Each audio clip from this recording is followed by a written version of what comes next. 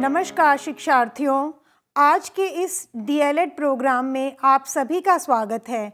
मैं doctor Mrs Praveen Sharma, associate professor, Hindu college of education, Sonipat. आज के इस सत्र में हमारी चर्चा का विषय बड़ा ही सामान्य परंतु बहुत ही महत्वपूर्ण है।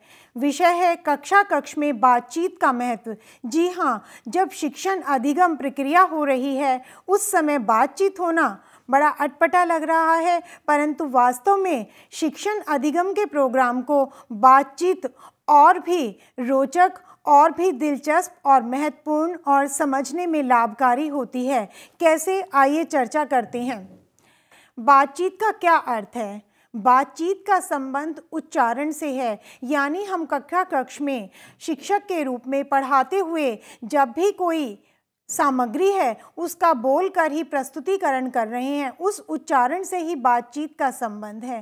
परंतु ध्यान रहे, यह बातचीत स्वाभाविक और सहज रूप में होनी चाहिए, इसमें कोई बनावट नहीं लगनी चाहिए। बातचीत सदैव पूर्ण वाक्य में नहीं होती है और साधारण शब्दावली ही पर्याप्त होती है। बातचीत में संक्षिप्त संबोधन का प्रयोग होता है, जैसे अरे वह इत्यादि। यानी जब हम कोई बातचीत कर रहे हैं तो उसमें कोई बनावट नहीं लगनी चाहिए। सामान्य रूप में जैसे हम किसी से बात करते हैं, शब्दों का, विचारों का आदान प्रदान करते हैं, ऐसे ही कक्षा में शिक्षक और विद्यार्थियों के बीच में जो दूरी है उसको मिटाने का सबसे अच्छा माध्यम है कि अध्यापक उनसे बातचीत करें, किस प्रकार से उनको उसमें सम्मिलित करें। अध्यापक प्राय बच्चों के समूह से बात करता है। पहले कोई भी जो प्रश्न है वो पूरे समूह से किया जाता है, कभी भी एक बालक का नाम लेकर उससे प्रश्न नहीं किया जाता। और ये जो विषय होता है ये उनके घर परिवार आदि से होता है, ताकि वे खुलकर बेझिझक बातें कर सकें, ऐसा वातावरण प्रदान किया जाता है। एक प्रकार से यह प्रश्न उत्तर का ही सत्र रहता है। बाद में स्तर बढ़ाते हुए किसी एक विषय पर बातचीत या चर्चा की जा सकती है। उदाहरण के लिए बच्चों से ये पूछना कि कल 15 अगस्त पर आपने विद्यालय में क्या क्या देखा और क्या किया था, तो सब बच्चे बढ़ चढ़ कर भाग लेंगे, उसमें बताएंगे कि क्या हुआ था। हमने तिरंगा झंडा देखा था, फिर उसको फहराया गया था, राष्ट्रगीत भी गाया गया था, कविताओं की प्रस्तुति हुई थी। इस तरह बच्चे जो है सामान्य रूप से बिना किसी भी झिझक के जो भी उन्होंने देखा वो बात बताएंगे। इसी तरह हम कोई और प्रश्न पूछ सकते हैं, जैसे माना कि विद्यालय में 2 महीने की ग्रीष्मकाल की छुट्टियां हुई हैं, उसके बाद सभी बच्चे कक्षा कक्ष में आए हैं। एकदम से आते ही बनावट का माहौल या ऐसे सख्ती से दिखाइए आपको जो जो टास्क दिया था सभी बच्चों ने काम पूरा किया है या नहीं, उसकी बजाय हम साधारण बातचीत से अपना शिक्षण प्रारंभ करें। जैसे कि अच्छा बच्चों, 2 महीने की छुट्टियां थी, ग्रीष्मकालीन की छुट्टियां थी, आप सब कहीं कहीं घूमने गए होंगे। तो बड़े सहज भाव से हमने बातचीत प्रारंभ की और सभी बच्चे भी बढ़ चढ़ कर बताएंगे कि हम वहाँ गए थे, हम वहाँ गए थे, हम शिमला गए थे। कोई बच्चा जो भी जैसे उसकी प्रतिक्रिया होगी, इस तरह आप जो है जब बच्चे बढ़ चढ़ कर बोल रहे हैं उनको बीच में रोकेंगे नहीं। हाँ, हम ऐसे कह सकते हैं, चलो एक एक करके बताएंगे और वो अपनी बातचीत की भाषा में अपने जो अनुभव है उसको बताएंगे। तो अगर पहले ही हम ये कह देते कि दिखाइए आपने परीक्षा के लिए क्या क्या तैयारी की है, कल आपकी परीक्षा है या कल आपका टेस्ट है, तो बच्चे एकदम से सहम जाएंगे, डर जाएंगे। लेकिन यहाँ हमने बातचीत के जरिए पहले उनको धीरे धीरे उनकी और अपने बीच की दूरी को समाप्त किया, उनसे पूछा अच्छा कौन कौन कहाँ घूमने गया था, क्या अनुभव किया। फिर जैसे जैसे बातचीत आगे बढ़ेगी हम उनसे पूछ सकते हैं कि अच्छा आप उस स्थान पर गए थे, तो माना बच्चे कहते हैं हम अमृतसर गए थे, तो हम पूछ सकते हैं अच्छा बताओ ऐतिहासिक दृष्टि से अमृतसर का क्या वहाँ पर क्या क्या घटनाएं हुई थी, क्या आप कहाँ कहाँ घूमने गए थे, आपने और क्या देखा, क्या किया, अच्छा बड़े मज़े किए होंगे। इस तरह धीरे धीरे उनको बातचीत के जरिए उनसे ये बढ़ाते जाएंगे। जब हम ऐसे बातचीत करते हैं जैसे हमने बात की, उनके बीच में झिझक नहीं रहेगी और वो खुलकर बात करेंगे। लेकिन यहाँ भाषा सामान्य रूप से जो उनकी रोज़ की बोलचाल की भाषा है उसी का प्रयोग किया जाएगा। अब ये जो बातचीत है इसका जब हम अर्थ समझ गए तो देखें बातचीत से क्या लाभ होते हैं। बातचीत से बच्चे सहज भाव से सीखने लग जाते हैं। देखिए कोई भी पाठ है, चाहे हम प्राथमिक स्तर पर पढ़ा रहे हैं, चाहे हम उससे ऊपर के स्तर पर पढ़ा रहे हैं या सेकेंडरी स्तर पर पढ़ा रहे हैं, सब कुछ पढ़ाने का, शिक्षण प्रक्रिया का एक ही उद्देश्य होता है कि जो कुछ हमने उद्देश्य लिया है, जो विषय वस्तु बच्चों को सिखानी है, वो बड़े सहज भाव से सीख जाएं। तो प्राथमिक स्तर पर सहज भाव से सिखाने का सबसे अच्छा तरीका है कि हम उनको बातचीत करते हुए आगे बढ़ाएं। जैसे अगर मैंने अभी आपको अमृतसर का उदाहरण दिया, अगर केवल हम उसका ऐतिहासिक दृष्टि से पाठ पढ़ाने लगेंगे तो बच्चे शायद इतनी रुचि उसमें ना लें, लेकिन हम उसको और भी मनोरंजक बनाने के लिए हमने पूछा कि अच्छा आप कहाँ कहाँ गए, वहाँ कौन सी बिल्डिंग देखी, कौन से भवन देखे, उसके बारे में आपको ऐतिहासिक महत्व क्या पता है, अच्छा आपने तो खूब मज़े किए। इस तरह से हम धीरे धीरे जब उनसे बात करते हैं तो वे डरते नहीं हैं और खुलकर बताते हैं। बातचीत अभिव्यक्ति का सरल माध्यम है। जैसे भाषा का आविष्कार क्यों हुआ, एक समय अगर मैं आपको पाषाण युग की ओर ले जाऊं, उस समय क्या था कि सबसे जब भाषा का आविष्कार नहीं हुआ था तो लोग पहले बीटिंग ऑफ ड्रम्स यानी ड्रम की आवाज़ से बातचीत आदान प्रदान करते थे। उसके बाद मनुष्य उससे भी ऊब गया और उसके बाद सांकेतिक रूप से बात की जाने लगी, लेकिन फिर भी जो मन के दबे हुए विचार थे उनकी अभिव्यक्ति नहीं होती थी। तो धीरे धीरे पाषाण युग से आगे चलकर हम भाषा का उद्भव और विकास हुआ, केवल किस लिए कि उसका भाषा का सबसे पहला जो उद्देश्य है वो यही है कि अब यह एक अभिव्यक्ति का सरल माध्यम है। तो अभिव्यक्ति का सरल माध्यम को और भी सरलतम बनाने के लिए सबसे उचित तरीका है बातचीत, क्योंकि हम जो कुछ भी बच्चों को सिखाना चाह रहे हैं प्रश्न उत्तर के माध्यम से बातचीत करते हुए उनको वो विषय वस्तु बताएं और वो उनकी अपनी भाषा में हो, जिससे उनके मन में डर नहीं रहे। क्योंकि कक्ष में हमें डर का माहौल नहीं बनाना है, बल्कि अध्यापक और विद्यार्थी के बीच में इतना मधुर संबंध कायम करना है कि विद्यार्थी अपने आप ही स्वयं ही कक्ष में आने के लिए प्रेरित महसूस करे। उसको सुबह उठते ये नहीं लगना चाहिए वो आज फिर विद्यालय जाना पड़ेगा, बल्कि वो इतना उत्साहित हो, वो माता पिता को कहे कि जल्दी जल्दी मुझे तैयार करो, मुझे विद्यालय जाना है, क्योंकि विद्यालय में उसको मनोरंजन भी मिल रहा है, उसकी जो अभिव्यक्ति है उसका माध्यम भी वहाँ है मिल रहा है। उन्हें अपनी भाषा में ही बातचीत करने दें ताकि बच्चों में परस्पर दूरी जो है वो समाप्त हो जाए।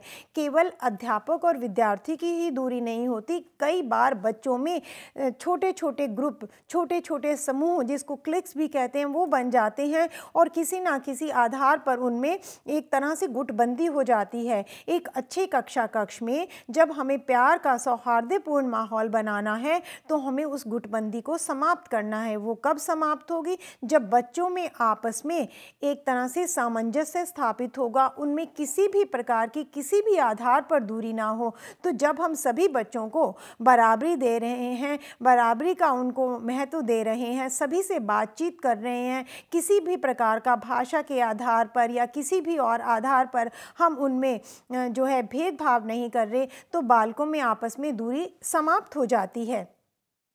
अब बातचीत से और क्या लाभ हैं? बच्चों की आपस की बात भी कभी निरुद्देश्य नहीं होती।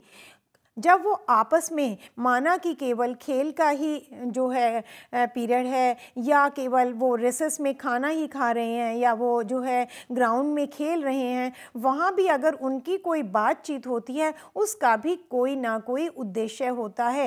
एक भी बात दो बच्चों के बीच में कोई भी बात हो रही है या दो से अधिक बच्चों के बीच में हो रही है, उसका कोई तो उद्देश्य होगा। जैसे केवल वो ना पढ़ाई की बात नहीं, केवल अगर वो शाम ये बात कर रहे हैं कि शाम को सायंकाल को कक्षा के बाद सभी बच्चे सबका क्या क्या प्रोग्राम है, भाई कौन क्या करने वाला है, तो वो बताएंगे। कोई कहेगा कि आज मुझे थिएटर जाना है, कोई कहेगा मुझे आज जो है भूगोल की तैयारी करनी है, कोई कहेगा मुझे अंग्रेज़ी की तैयारी करनी है, कोई कहेगा नहीं मेरा आज मैच है। तो इसका मतलब क्या हुआ? उसका भी एक उद्देश्य हुआ कि बच्चे बता रहे हैं सायंकाल का हमारा क्या प्रोग्राम है। बातचीत के मौके से उनमें सुनने में बोलने की सामर्थ्य बढ़ती है। जैसा कि आप सबको विदित है कि जो भाषा है उसके दो जो उद्देश्य हैं उनमें से पहला है सुनना और दूसरा है बोलना। जब पहली प्रक्रिया होती है सुनने की और उसके बाद होती है बोलने की, तो बच्चों को अवसर दिए जाएं कक्षा में कि वो सुने और फिर वो बोलें। तो बोलने की सामर्थ्य उनमें कब बढ़ेगी? जब हम उनको बराबर आधार पर मौका देंगे कि अच्छा आप खुलकर बात कर सकते हैं, डरने की बात नहीं है, किसी भी शब्दावली का प्रयोग करें, यहाँ कोई नियमावली नहीं है, हमारा एक आपस का प्रेमपूर्ण व्यवहार बना रहे। उनमें आत्मविश्वास एवं उत्साह बढ़ता है। सब हमारा शिक्षण का उद्देश्य है कि हम बालकों को केवल विषय वस्तु ही नहीं पढ़ाएं, बल्कि उनमें एक ऐसा आत्मविश्वास जगाएं कि वो जब स्कूल से यानी विद्यालय से पढ़ाई समाप्त करने के बाद वास्तविक जीवन में कदम रखें तो उनमें एक आत्मविश्वास बना रहे। लेकिन अगर हम केवल किताबी ज्ञान, पुस्तकीय ज्ञान उनको देते रहेंगे और उनको बोलने का मौका नहीं देंगे, तो जब वो अपने कार्यस्थल पर जाएंगे, जो भी उनके संबंधित कार्यस्थल हैं, तो वहाँ उनमें आत्मविश्वास की कमी रह जाएगी और एक तरह से हमारा शिक्षा का उद्देश्य पूरा नहीं हो पाएगा। साथ ही जब बच्चों को मौका दिया जाता है तो आत्मविश्वास के साथ साथ उनमें उत्साह और स्फूर्ति बनी रहती है, उनमें कुछ नया कर दिखाने की एक क्षमता, एक जोश रहता है। वातावरण में किसी भी प्रकार की बनावट नहीं होनी चाहिए। जब वातावरण में बनावट हो जाती है तो उसमें उनका कल्पना शक्ति का विकास नहीं होता। अगर हम चाहते हैं कि हमारे बालकों में कल्पना शक्ति का विकास हो, वो कोई सृजनकारी कार्य कर सकें, तो हमें कक्ष में बनावट का माहौल नहीं उत्पन्न करना है, क्योंकि कल्पना शक्ति या सृजनात्मकता की पहली शर्त है स्वच्छंदता, यानी कि एक जो है किसी भी प्रकार का उन पर रोक टोक नहीं हो। तो जब उनको लगेगा कि कोई भी जो प्रश्न है उसका एक उत्तर नहीं है बल्कि एक से ज़्यादा उत्तर है, हम कुछ भी किसी भी चीज़ को अपनी कल्पना शक्ति के सहारे अभिव्यक्त कर सकते हैं। जैसे यहाँ पर मैं आपको एक उदाहरण दूँ, माना हम बच्चों को एक चित्र दिखाते हैं और उसमें दिखा रहे हैं कि एक वन है और एक पेड़ के नीचे एक लड़की बैठी है और बच्चों को कहेंगे कि आप इस चित्र में लड़की को देखकर आपके मन में क्या विचार आता है। तो ऐसा होता है कि जब हमारे मन में जो विचार होता है हमें उस वस्तु में वही कुछ नज़र आने लगता है। जैसे जिस बच्चे ने माना कि गृह कार्य नहीं किया होगा, वो उसको देखकर उसके कल्पना शक्ति में क्या विचार आएगा, ओहो इसने जो है कक्ष का कार्य पूरा नहीं किया है, इसी डर से शायद ये विद्यालय नहीं जा रही है। और माना कोई बालक कल को रास्ता भूल गया था पहले दिन, तो उसके मन में वही बात है, वो कहेगा ये लड़की रास्ता भूल गई है। जिसके घर पर पिटाई हुई होगी किसी भी काम से, तो वो कहेगा इसको मम्मी ने मारा है। या जैसे कि माना कि जिसके मन में भी जो बात है कोई बड़ा व्यक्ति देख रहा है, तो वो कहेगा कि शायद ये यहाँ फूलों के वन में जो लड़की है ये प्रेमिका है, अपने प्रेमी का इंतज़ार कर रहे। इस तरह क्या हुआ, जैसे कवि है वो इस तरीके से सोचेगा, बालक और तरीके से सोचेगा। तो क्या हुआ, जब हमने कोई बनावट का माहौल नहीं दिया तो कल्पना शक्ति और सृजनात्मकता का विकास होता है। अगर हम किसी गायक पर या कोई जो शायर है उसको कहेंगे आप इसी थीम पर, इसी उपविषय पर कोई कविता रचें, तो ऐसा हम निर्देश देकर उससे कविता की रचना नहीं करवा सकते या कोई शेर नहीं उससे रचना करवा सकते। या हम कोई चित्रकार है उसको कहें कि आप इसी विषय वस्तु पर चित्र बनाइए, तो ऐसा संभव नहीं है। और तो इस तरह से हमने आपको बताया कि कल्पना शक्ति का विकास होता है जब हम बातचीत के दौरान बच्चे पर किसी तरह की बनावट या कृत्रिम प्रक्रिया का बोझ नहीं बनाए रखते। वे सूझबूझ लगाकर भविष्यवाणी भी कर सकते हैं। जैसे हमने विषय वस्तु पढ़ाई या हमने कोई कहानी बताई, आधी कहानी बताकर छोड़ दी और हमने बच्चों को कहा अब आप सोचो इस कहानी का अंत कैसे हो सकता है। हम नहीं बताएंगे कि लेखक ने इस कहानी को आखिर में क्या रूप दिया है, तो आपके हिसाब से इस कहानी का क्या मोड़ होना चाहिए। तो बच्चे उस कहानी को सुनकर स्वयं पूरा करने की कोशिश करेंगे और उसके आधार पर भविष्यवाणी भी कर सकते हैं। तो इस प्रकार से देखिए बातचीत के कितने लाभ हमारे सामने आए कि उनमें सुनने व बोलने की सामर्थ्य बढ़ी, बच्चों में आत्मविश्वास बढ़ा, उत्साह और स्फूर्ति बढ़ी, किसी तरह का बनावट का माहौल न होने से बच्चों में कल्पना शक्ति और सृजनात्मकता का विकास हुआ और फिर वो सूझबूझ लगाकर भविष्यवाणी से ये मतलब है कि जैसे कोई कविता पूर्ण करने को कहना, या हम व्याकरण की कक्षा ले रहे हैं तो व्याकरण की कक्षा में हम उनको 4 वाक्य बताकर 5वां वाक्य उनको बताने को कहें, या जैसे कि हम उनसे गद्य का कोई काम करा रहे हैं, पद्य का काम करा रहे हैं, तो आधा देकर, उनको क्लू देकर, संकेत देकर उनको पूरा करने को कहा जा सकता है। अब है बातचीत के कैसे कैसे चरण होते हैं, ये बातचीत कैसे आगे बढ़ती है। जैसे अभी मैंने आपसे बात की थी कि जो हमारी भाषा है उसके चरण हैं। सबसे पहले है सुनना, कि हम पहले अध्यापक को या किसी भी व्यक्ति को सुनते हैं, उसके बाद बोलते हैं, क्योंकि बातचीत के दौरान सुनना और बोलना दोनों क्रियाएं एक साथ चलती हैं। जैसे माना कक्षा में हमने एक साधारण बात करी, हमने बच्चे से पूछा कि बेटा आपका नाम क्या है। उसने सुना और समझा और उसने कहा मेरा नाम प्रगति है। तो जब उसने ये बात सुनी और समझी कि अध्यापक मेरा नाम पूछ रहा है, तो वो सुन के उस चीज़ को समझेगा, ग्रहण करेगा, और ग्रहण करने के बाद वो बोलेगा, वो बच्ची ने जवाब दिया कि मेरा नाम प्रगति है। अक्सर कक्षाओं में अध्यापक व्याख्यान विधि से पढ़ाते हैं, जिससे बच्चे केवल सुनते हैं, परंतु ये बातचीत नहीं कहलाएगी, क्योंकि जब लगातार व्याख्यान होता रहता है तो बच्चे के लिए ये बड़ी उबाऊ प्रक्रिया हो जाती है। बीच बीच में डेमोन्स्ट्रेशन विधि या बातचीत होने से क्या होता है कि बच्चों को का एक जो है उनकी रुचि बनी रहेगी, और साथ साथ उनके मन में ये भी कौतूहल रहेगा कि अध्यापक मुझसे भी कुछ पूछ सकता है। तो बच्चे इस तरह से बिल्कुल अटेंटिव, बहुत ध्यान देकर बैठते हैं। साधारणतया ये सोचा जाता है कि बातचीत से कक्षा का अनुशासन भंग होता है, यानी हम सोचते हैं कि बातचीत हो गई तो वो अनुशासन भंग हो गया। लेकिन आपको बता दें कि वो आप प्राथमिक स्तर के बाद जब आगे स्तर पर जाएंगे तो फ्लेंडर सिस्टम की बात करेंगे। तो उस सिस्टम के आधार पर क्या है, अगर किसी कक्ष में पूर्णतया खामोशी है तो इसका मतलब वहाँ पर अच्छा शिक्षण और अधिगम नहीं हो रहा।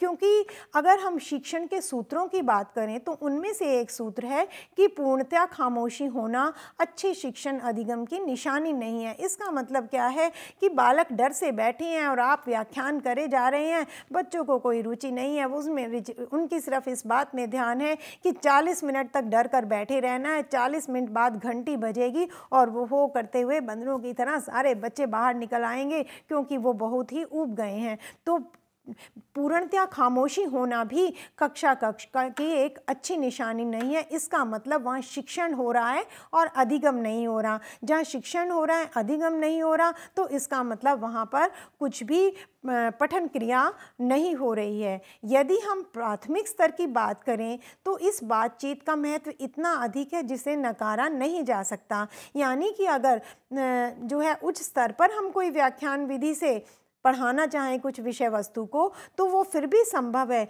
लेकिन प्राथमिक स्तर पर तो व्याख्यान विधि से पढ़ाना असंभव है, क्योंकि इसका इतना महत्व है जिसे नकारा नहीं जा सकता।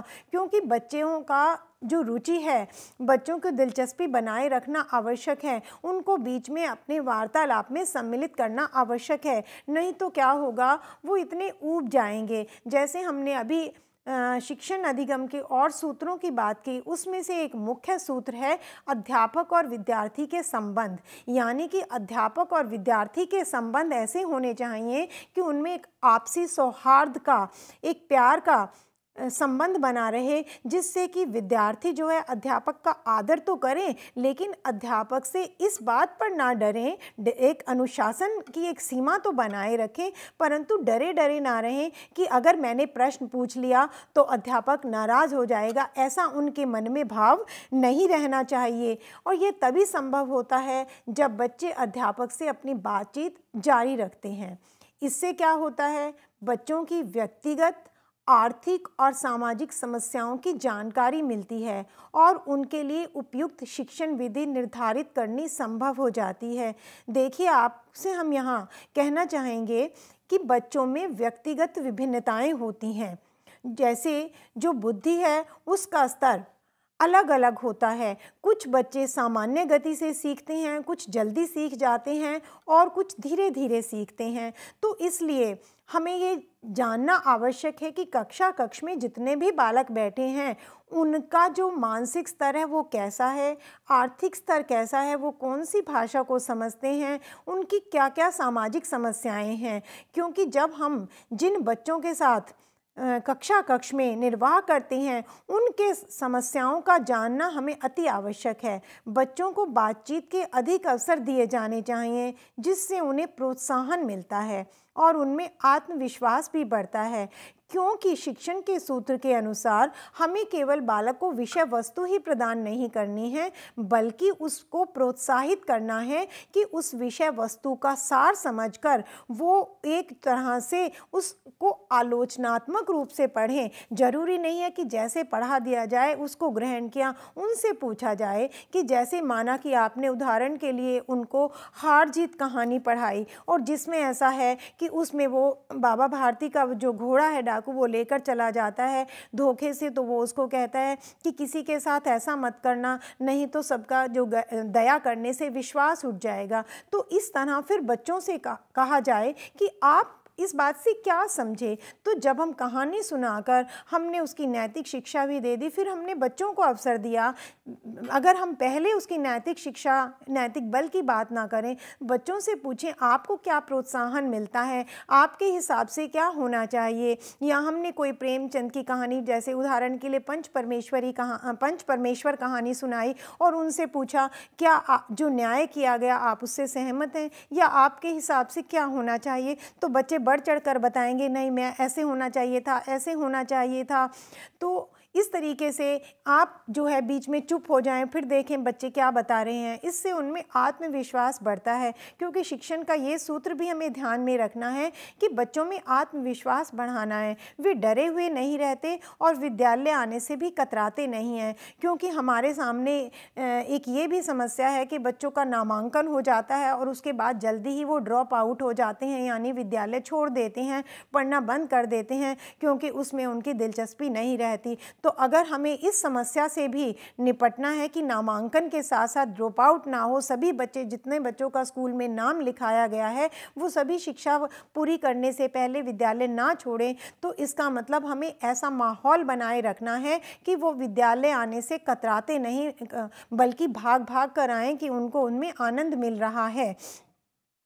बातचीत जो है उसके द्वारा कल्पना शक्ति का विकास भी होता है। अन्य लाभ यह है कि वे अपने परिवेश के प्रति सम्मान करने लग जाते हैं। जहाँ जिस माहौल में रह रहे हैं, हमें बच्चों को उस परिवेश के प्रति सम्मान करना सिखाना है। माना आजकल स्वच्छ भारत अभियान चल रहा है, तो बार बार हमें बच्चों को बताना है कि चारों ओर के परिवेश को हमें स्पष्ट साफ सुथरा रखना है। तो वो हम बातचीत के जरिए बताएंगे कि बताओ आप आ रहे थे रास्ते में, तो क्या आपने किसी ऐसे व्यक्ति को देखा कि जो यात्रा के दौरान या अपनी कार से शीशा ऐसे खोला और वो कूड़ा करकट डाला, क्या ये अच्छी बात है, क्या हमें ऐसा करना चाहिए। तो बच्चे एकदम से बढ़ चढ़कर बातचीत के दौरान तरीके से ही बताएंगे नहीं ये बहुत गलत है, कल आपने बताया था कि ऐसा हमें नहीं करना चाहिए, हमें जैसे घर साफ रखते हैं सड़क पर भी हमें नियमों का पालन करना है। तो बातचीत के तरीके से ही हमने उनको परिवेश के प्रति सम्मान करना सिखाया और वे नई भाषा अर्जन में भी उत्साहित अनुभव करेंगे। कोई भी साधारण या सामान्य बात अपने आप में किसी न किसी विषय पर आधारित होती है। दो व्यक्ति अगर मनोरंजन के लिए बात कर रहे हैं, केवल पढ़ाई की कक्षा की बात नहीं, तो भी माना आप किसी के घर मिलने गए हैं, तो भी आपका किसी ना किसी जो चर्चा का विषय है बात रहेगी। और भाई बताइए आपने कल क्या किया, इतने दिनों कहाँ रहे। तो एक तरह से कोई ना कोई विषय हुआ।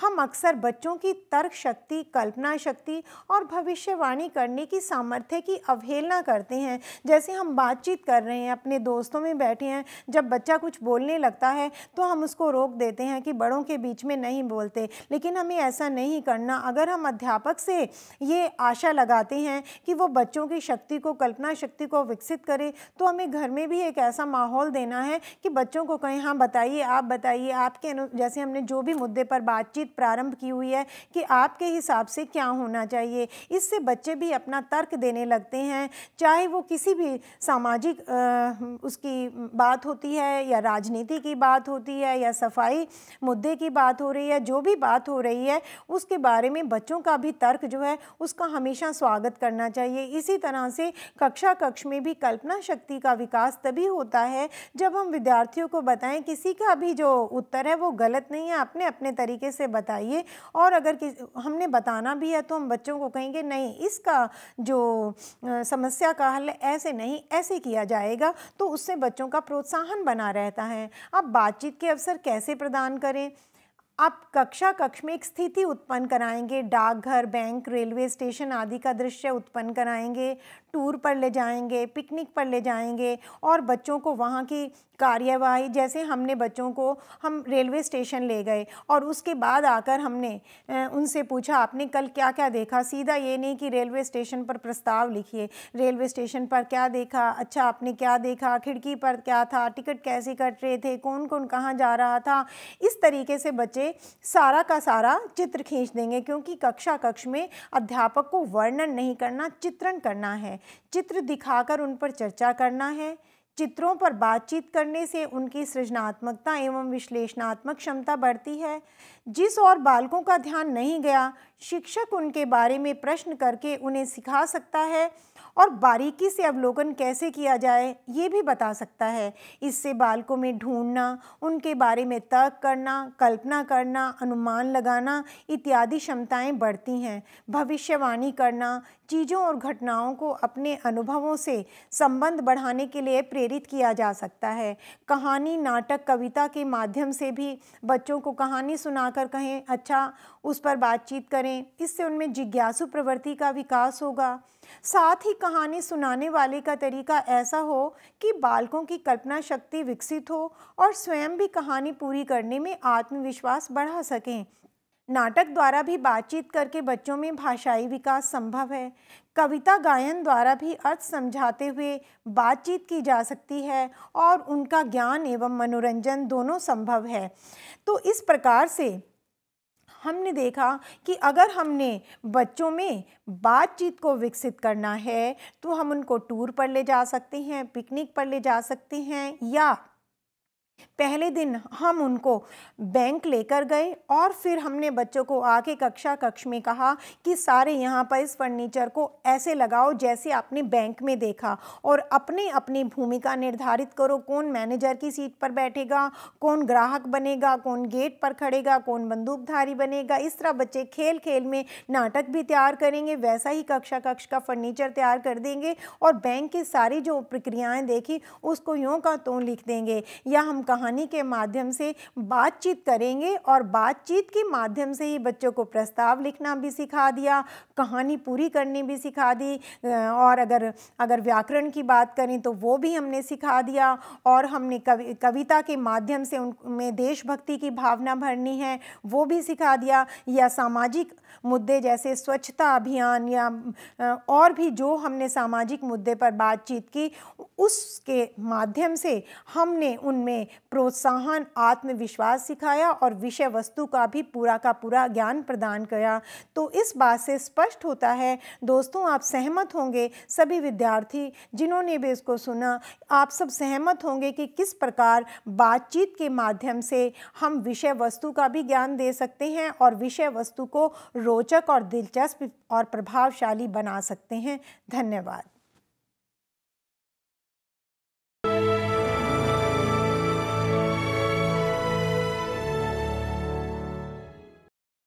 हिंदुस्तान के हर कोने में नौजवानों के पास प्रतिभा है, उन्हें अवसर चाहिए। NIOS देता रहा है युवाओं को अवसर आगे बढ़ने का। NIOS से पढ़ने वाले इन युवाओं ने किया है संस्थान को गौरवान्वित। दिव्यांगों ने बन के दिखाया है सबल और आत्मनिर्भर। NIOS के साथ आप भी जुड़िए NIOS के संग।